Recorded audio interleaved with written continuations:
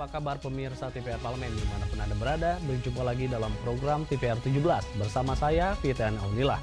Tepat pukul 17 waktu Indonesia Barat, kami hadirkan kepada Anda sejumlah informasi paling baru dan menarik seputar kinerja dan kegiatan DPR RI yang telah disajikan oleh redaksi TVR Parlemen. Pemirsa TVR Parlemen, inilah TVR 17 lengkapnya.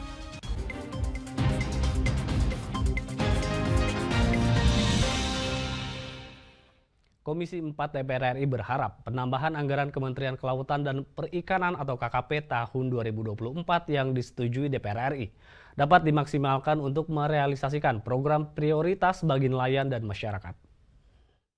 Untuk tahun 2024, Kementerian Kelautan dan Perikanan atau KKP mendapatkan pagu indikatif sekitar 7,04 triliun rupiah. Dalam rapat kerja pagi tadi, Menteri Kelautan dan Perikanan mengajukan usulan tambahan anggaran 986,4 miliar rupiah dan mendapat persetujuan dari Komisi 4 DPR RI. Meski begitu, Komisi 4 DPR RI memberikan beberapa catatan yang perlu menjadi perhatian KKP. Salah satunya masih tingginya kemiskinan para nelayan. Johan Rosihan mengakui anggaran KKP masih kurang jika melihat kondisi Indonesia sebagai negara maritim. Tambahan anggaran diharapkan bisa dimaksimalkan KKP untuk merealisasikan program-program prioritas untuk nelayan maupun masyarakat. KKP diminta fokus meningkatkan kualitas hidup para nelayan dan ikut menurunkan angka stunting di Indonesia melalui program Gemar Makan Ikan. Ini kementerian harus mendapatkan tambahan anggaran yang cukup menurut saya karena memang kita tidak boleh bangga bahwa kita ini negara kelautan, maritim segala macam, tapi anggaran kelautannya sangat sedikit. Nah, dari sisi daya saing dan peningkatan produk kita itu anggarannya sangat lemah. Nah, Pak Menteri mengakui itu tadi, mengakui kita kurang dalam mendalami daya saing dari produk-produk kita. Contoh misalnya tuna, udang, lobster dan sebagainya. Ini kalau ditemukan satu model budidaya dan disesuaikan dengan kemampuan kita, maka kita bisa menjadi champion di situ. Selain itu, Johan Rosihan meminta Kementerian Kelautan dan Perikanan meningkatkan program budidaya laut dan kampung nelayan maju untuk mengurangi angka kemiskinan di kalangan nelayan dan meningkatkan daya saing sektor kelautan Indonesia. Rodia dan Rangga, TVR Parlemen melaporkan. Beralih ke informasi berikutnya, Komisi 5 DPR RI meminta Dirjen Bina Marga dapat memaksimalkan alokasi anggaran tahun 2024 untuk menyelesaikan program prioritas, terutama infrastruktur, pembangunan jalan dan jembatan di daerah. Dirjen Bina Marga Kementerian Perhubungan menyampaikan program kerja dan anggaran yang akan dialokasikan di tahun 2024 kepada Komisi 5 DPR RI sebesar 62,09 triliun rupiah. Dari pagu indikatif tersebut, anggota Komisi 5 DPR RI meminta Dirjen Bina Marga memaksimalkan alokasi anggaran untuk kebutuhan pembangunan jalan dan infrastruktur di seluruh Indonesia. Sujadi mengapresiasi capaian kinerja Ditjen Bina Marga hingga pertengahan tahun 2023 yang berhasil menyelesaikan proyek pembangunan jalan di beberapa daerah dengan baik dan berkualitas. Dirjen Bina Marga disarankan terus bersinergi dengan kementerian terkait lainnya, sehingga bisa merancang pembangunan infrastruktur jalan yang terintegrasi untuk mendukung kelancaran aktivitas masyarakat. Jalan itu ya masalah ekonomi, transportasi itu harus lebih lancar, lebih bagus, tapi juga kerjasamanya dengan DLHJR juga bagus sehingga lalu lintas itu berjalan dengan baik. Walaupun jalannya bagus, tapi kalau lalu lintasnya macet ya percuma. Anggota Komisi 5 DPR RI Novita Wijayanti meminta Dirjen Bina Marga memaksimalkan alokasi anggaran tahun 2024 untuk menyelesaikan program-program prioritas yang tersebar di seluruh Indonesia, seperti perbaikan jalan lama dan pembangunan jalan baru dan jembatan di daerah. Bagaimana infrastruktur ini bisa turun ke daerah-daerah yang prioritas dan bisa membantu masyarakat, pastinya untuk transportasi, kemudian untuk meningkatkan perekonomian, dan lalu lintas masyarakat sehingga pasti tujuannya adalah bagaimana masyarakat di seluruh penjuru di Indonesia ini bisa terbantukan. Ferdian dan Yoga, TVR Parlemen melaporkan. Kepala Biro Pemberitaan menilai penghargaan yang diraih Biro Pemberitaan Parlemen Sekretariat Jenderal DPR RI dapat menjadi motivasi bagi Biro Pemberitaan Parlemen untuk memberikan edukasi tentang DPR RI kepada masyarakat luas. Biro Pemberitaan Parlemen Sekretariat Jenderal DPR RI meraih penghargaan dalam ajang Serah Simpan Karya Cetak dan Karya Rekam 2023 dari Perpustakaan Nasional, kategori penerbit majalah atau buletin. Kepala Biro Pemberitaan Parlemen Indra Pahlevi mengungkapkan, penghargaan ini menjadi apresiasi besar bagi Biro Pemberitaan Parlemen Sekjen DPR RI melalui bagian penerbitan, karena telah ikut berperan menggaungkan semangat literasi bagi masyarakat dengan aktif memberikan karya cetak DPR RI kepada Perpustakaan Nasional. Penghargaan ini juga menjadi motivasi bagi Biro Pemberitaan Parlemen untuk terus memberikan edukasi tentang DPR RI kepada masyarakat luas. Memberikan karya cetaknya kepada perpustakaan itu sangat diapresiasi oleh Perpustakaan Nasional karena ini adalah bagian dari kampanye untuk meningkatkan literasi di masyarakat Indonesia pada umumnya gitu ya. Ini tentu menjadi pemberi semangat buat Biro Pemberitaan khususnya di bagian penerbitan, apalagi di era digital hari ini tentu karya cetak walaupun mungkin tidak menjadi yang utama lagi tapi tetap diperlukan ya oleh masyarakat kita yang mungkin saja tingkat literasinya tidak semuanya berdasarkan digital. Penghargaan serah simpan karya cetak dan karya rekam diselenggarakan Perpustakaan Nasional RI dalam rangka memotivasi para pelaksana karya cetak dan karya rekam yang belum aktif, bahkan tidak aktif sama sekali. Serah simpan karya cetak dan karya rekam juga merupakan amanat undang-undang untuk kepentingan bangsa dan peningkatan literasi. Dodi Muharam, TVR Parlemen, melaporkan. Kualitas udara yang memburuk akhir-akhir ini masih menjadi buah bibir yang hangat diperbincangkan. Pasalnya, kerugian dari polusi udara ini sudah merembet ke penyakit saluran pernapasan, bahkan menyebabkan kematian. Informasinya akan kami hadirkan saat lagi. Untuk itu tetaplah di TVR Parlemen.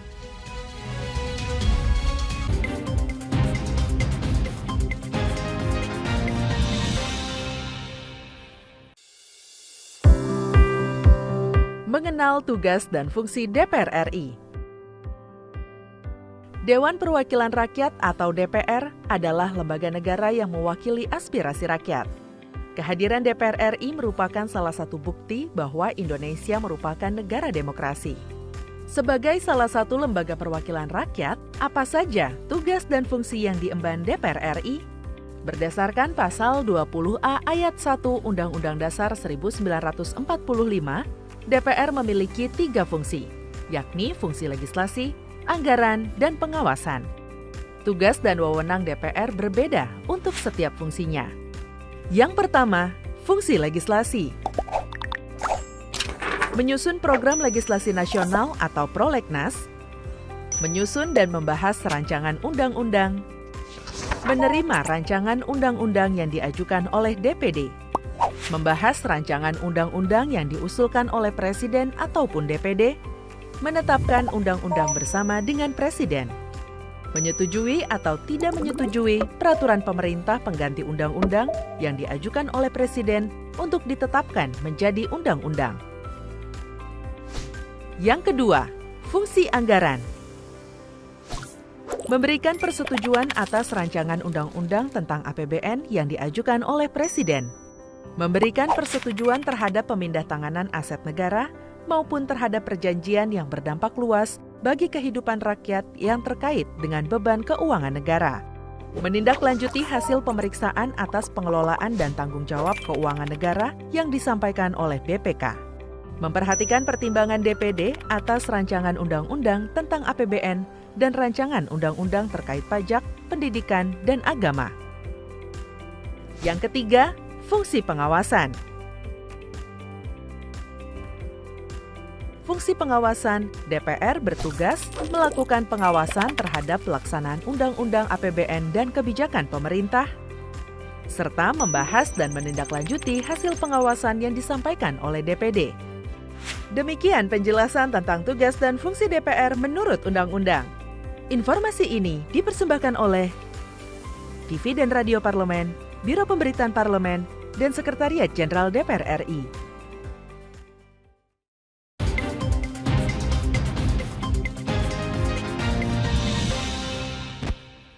Kembali di TVR 17. Polusi udara cenderung akan menyerang saluran pernapasan manusia, mulai dari jangka pendek seperti batuk-batuk, flu, pusing, hingga jangka panjangnya beresiko kena infeksi saluran pernapasan akut.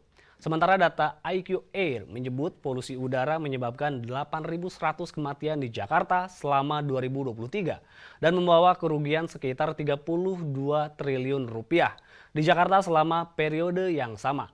DPR RI mempertanyakan keseriusan pemerintah dalam mengatasi permasalahan kasus polusi udara, khususnya di Jabodetabek. Nah, untuk mengetahui informasi selengkapnya, mari kita simak laporan mendalam yang telah dihimpun oleh tim redaksi TVR Parlemen dalam segmen editorial Parlemen berikut ini.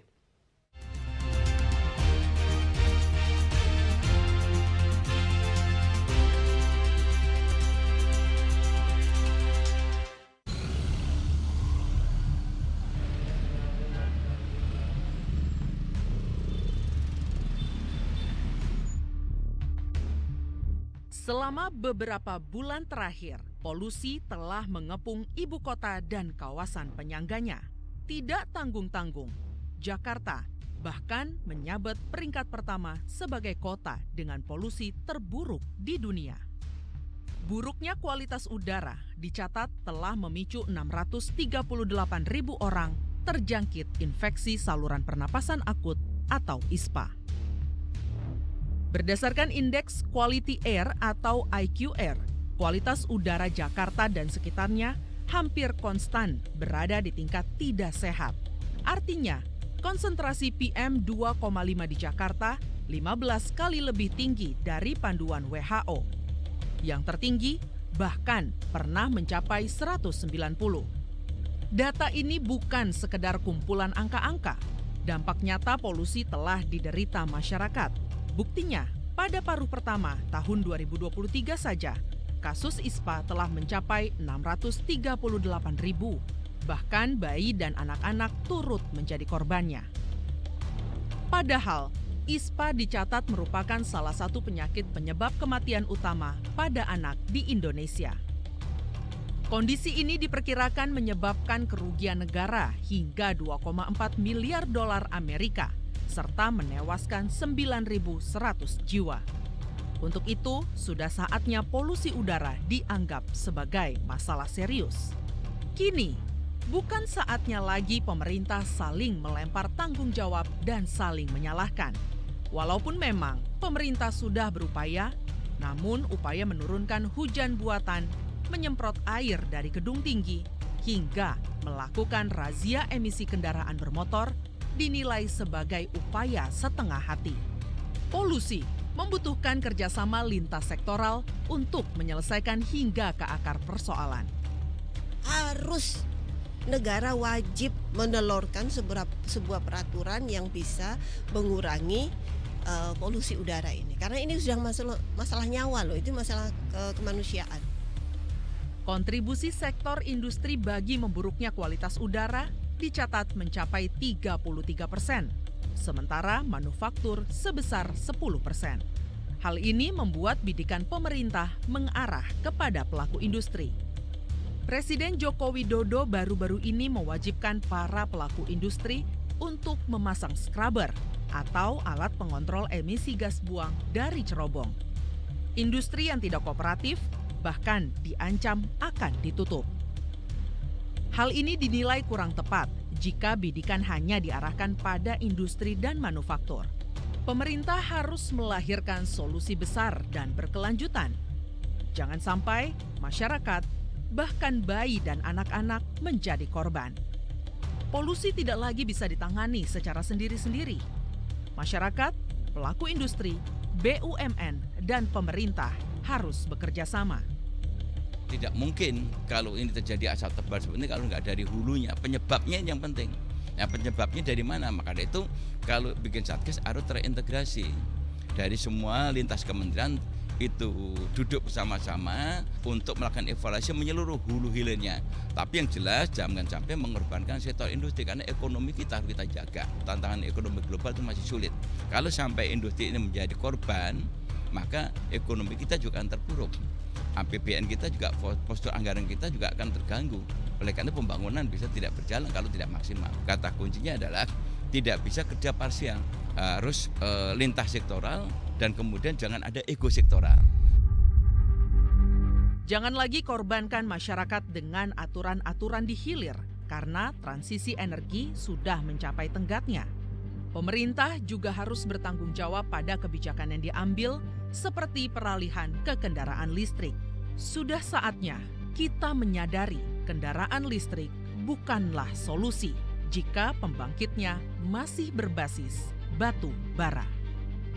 Jadi catatan kita yang disampaikan dengan Menteri SDM dan juga PLN ya, agar segera melakukan rekayasa terhadap karbon dioksida yang dikeluarkan. Tentu diharapkan memasang semacam alat atau equipment yang bisa mengurangi paling tidak karbon dioksida yang dihasilkan dari PLT batubara itu. Tim redaksi TVR Parlemen melaporkan.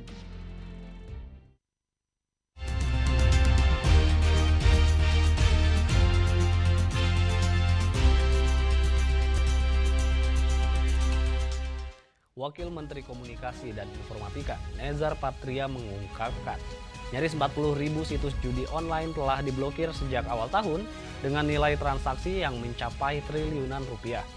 Saksikan informasi selengkapnya, untuk itu jangan kemana-mana, tetaplah di TVR 17.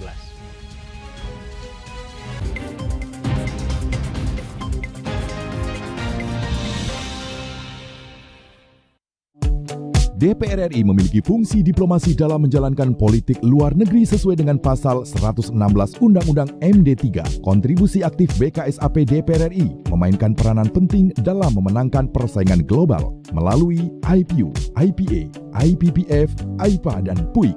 BKSAP memiliki komitmen yang tinggi dalam krisis kemanusiaan dunia. Fungsi diplomasi dijalankan untuk mendukung upaya pemerintah dalam melaksanakan politik luar negeri.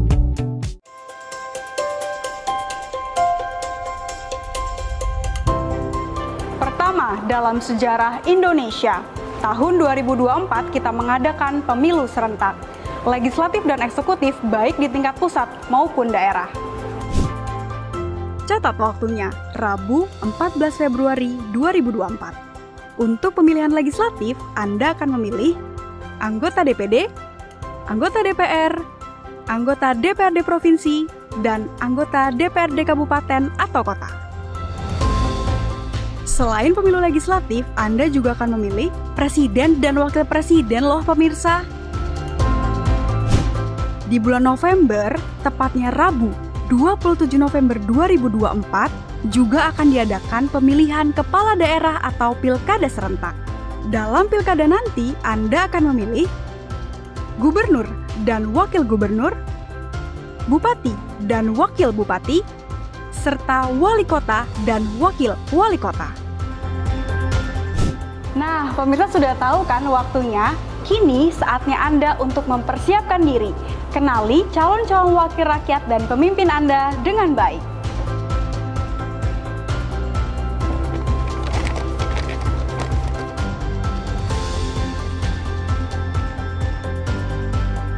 Jangan sampai kesempatan untuk memilih calon wakil rakyat dan pemimpin Anda terlewat begitu saja.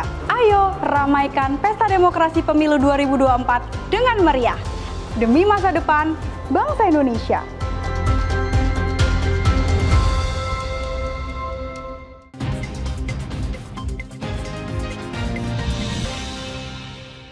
Kembali di TVR 17. Pusat Pelaporan dan Analisis Transaksi Keuangan atau PPATK mencatat, perputaran uang dan transaksi judi online mencapai 81 triliun rupiah pada tahun 2022. Menanggapi hal ini, anggota Komisi 1 DPR RI, Bakri mendorong pemerintah untuk melakukan sinergi dengan negara-negara yang kompeten dan juga menggandeng lembaga penegak hukum dalam memberantas judi online. Selengkapnya mari kita simak liputan rekan kami, Dedi Ramadan. Baik, pemirsa TVR Parlemen, terkait permasalahan judi online memang sudah menjadi permasalahan yang cukup pelik dan masih sulit ditemukan solusinya.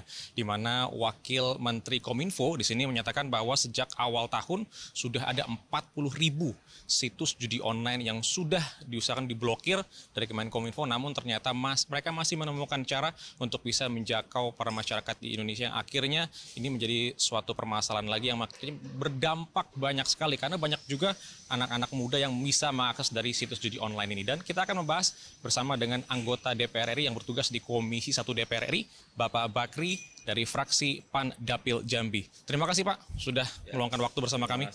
Ini terkait permasalahan dari judi online ini Pak. Kata dari Wakil Menteri Kominfo sendiri sudah menyatakan sudah memblokir 40.000 sejak awal tahun. Namun ternyata masih bisa diakses Pak. Sebetulnya permasalahannya kalau Bapak melihat ini dari mana Pak? Ya, kita memberi apresiasi sangat baik ya, sangat positif kepada pemerintah, khususnya Kementerian Kominfo ya, yang sudah bisa memblokir sebanyak 40.000 dari awal 2023 sampai bulan ini, dan itu tidak sedikit ya. Nah ini jangan bergembira, jangan berbangga, ini akan terus, mereka akan selalu berusaha. Ya, hilang satu timbul 1000.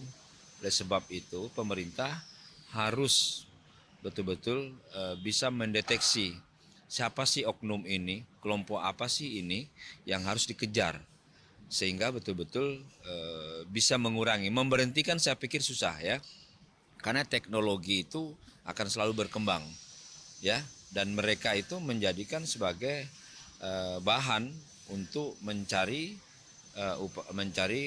kekayaan ataupun upaya untuk memperkaya diri. Nah ini kan sudah sangat meresahkan ya. Oleh sebab itu kita berharap ke pemerintah melalui Kominfo betul-betul setiap saat harus mengejar ini. Jadi tidak hanya menghapus, tapi mencari orang, siapa sih orang-orang ini yang membuat situs-situs yang begini. Oleh sebab itu kita mengapresiasi dan mudah-mudahan pemerintah selalu berusaha untuk itu. Tapi kan kalau kita melihat Pak, ternyata multiplier efek atau dampaknya ini kan banyak sekali Pak. Sekarang juga banyak siswa-siswa atau anak-anak di bawah umur yang bisa mengakses situs-situs judi online ini. Nah sebetulnya apakah memang nantinya akan ada dibuat regulasi atau semacam regulasi atau aturan yang nantinya bisa menangani permasalahan seperti ini? Karena memang pelik sekali Pak kalau kita lihat Pak.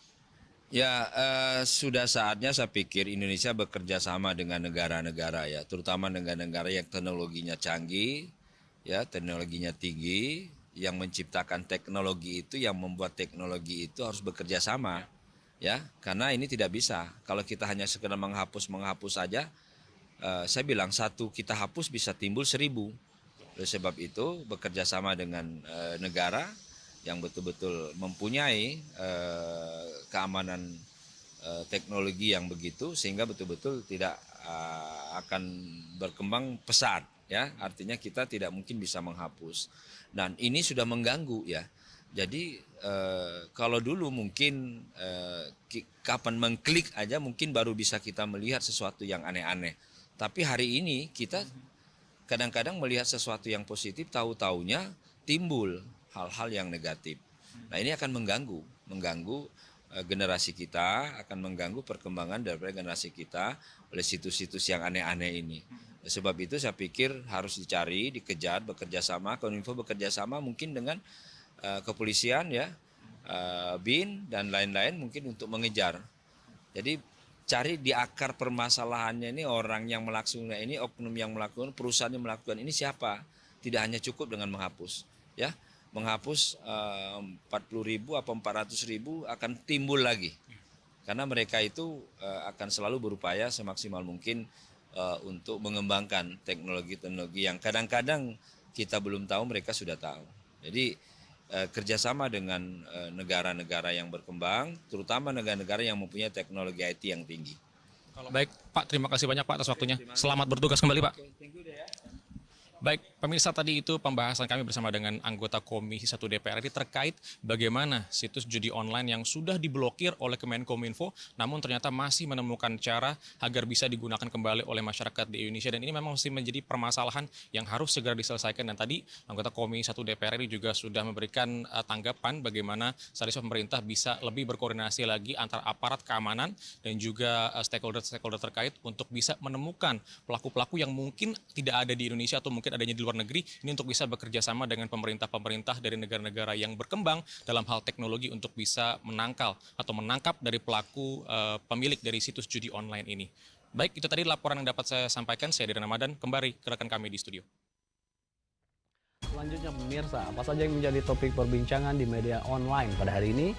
Usai jeda tetaplah di TVR 17. Mengenal tugas dan fungsi DPR RI. Dewan Perwakilan Rakyat atau DPR adalah lembaga negara yang mewakili aspirasi rakyat. Kehadiran DPR RI merupakan salah satu bukti bahwa Indonesia merupakan negara demokrasi. Sebagai salah satu lembaga perwakilan rakyat, apa saja tugas dan fungsi yang diemban DPR RI? Berdasarkan pasal 20A ayat 1 Undang-Undang Dasar 1945, DPR memiliki 3 fungsi, yakni fungsi legislasi, anggaran, dan pengawasan. Tugas dan wewenang DPR berbeda untuk setiap fungsinya. Yang pertama, fungsi legislasi. Menyusun program legislasi nasional atau prolegnas, menyusun dan membahas rancangan undang-undang, menerima rancangan undang-undang yang diajukan oleh DPD, membahas rancangan undang-undang yang diusulkan oleh Presiden ataupun DPD, menetapkan undang-undang bersama dengan Presiden, menyetujui atau tidak menyetujui peraturan pemerintah pengganti undang-undang yang diajukan oleh Presiden untuk ditetapkan menjadi undang-undang. Yang kedua, fungsi anggaran. Memberikan persetujuan atas rancangan undang-undang tentang APBN yang diajukan oleh Presiden. Memberikan persetujuan terhadap pemindah-tanganan aset negara maupun terhadap perjanjian yang berdampak luas bagi kehidupan rakyat yang terkait dengan beban keuangan negara. Menindaklanjuti hasil pemeriksaan atas pengelolaan dan tanggung jawab keuangan negara yang disampaikan oleh BPK. Memperhatikan pertimbangan DPD atas rancangan undang-undang tentang APBN dan rancangan undang-undang terkait pajak, pendidikan, dan agama. Yang ketiga, fungsi pengawasan. Fungsi pengawasan, DPR bertugas melakukan pengawasan terhadap pelaksanaan undang-undang APBN dan kebijakan pemerintah, serta membahas dan menindaklanjuti hasil pengawasan yang disampaikan oleh DPD. Demikian penjelasan tentang tugas dan fungsi DPR menurut undang-undang. Informasi ini dipersembahkan oleh TV dan Radio Parlemen, Biro Pemberitaan Parlemen, dan Sekretariat Jenderal DPR RI.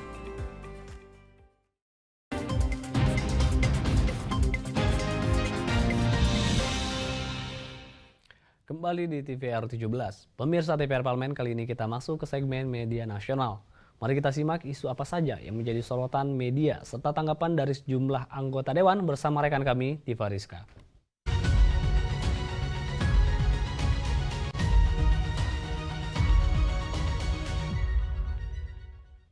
Halo, selamat sore. Kembali bersama saya Diva Rizka dalam segmen media nasional. Mari kita simak isu apa saja yang menjadi headline di media online hari ini. Baik, berita pertama yang menjadi headline di media online hari ini yaitu bangun ketahanan masyarakat dari radikalisme, BNPT dapat dukungan dari Komisi 3 DPR RI. Mirsa bisa Anda lihat di layar kaca Anda. Badan Nasional Penanggulangan Terorisme Republik Indonesia atau BNPB berkomitmen membangun ketahanan masyarakat dari ideologi radikalisme. Langkah ini mewujudkan Indonesia yang damai, Indonesia tanpa kekerasan, dan juga Indonesia harmoni, terutama menjelang tahun politik tahun 2024. Kepala BNPT Republik Indonesia, Komjen Pol Riko Amelza Dhanil menjelaskan, komitmen tersebut diimplementasikan melalui program pembangunan desa siap siaga, desa damai, dan pembangunan sekolah damai. Terkait hal itu, anggota Komisi 3 DPR RI, Taufik Basari menilai BNPT perlu meningkatkan program pencegahan intoleransi dan radikalisme dengan melihat fenomena adanya oknum masyarakat yang tidak menghormati dan juga menghargai hak beribadah orang lain.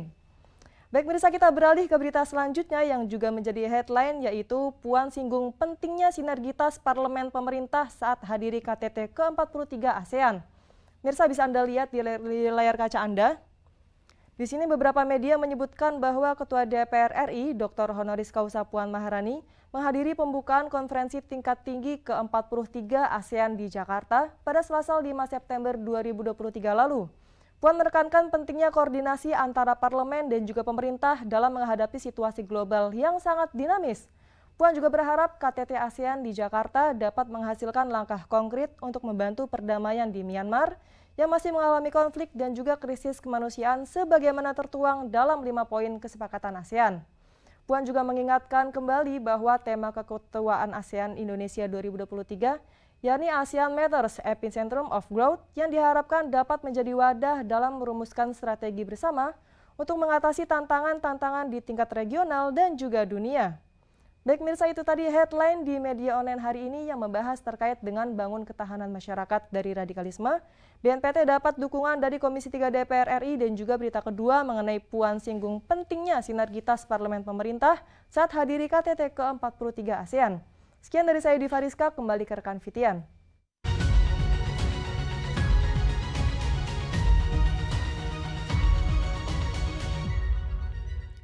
Terima kasih rekan Diva yang telah menyampaikan sejumlah sorotan dari media online nasional pada hari ini. Pemirsa TVR Parlemen, segmen media online tadi sekaligus menutup program TVR 17 edisi sore hari ini.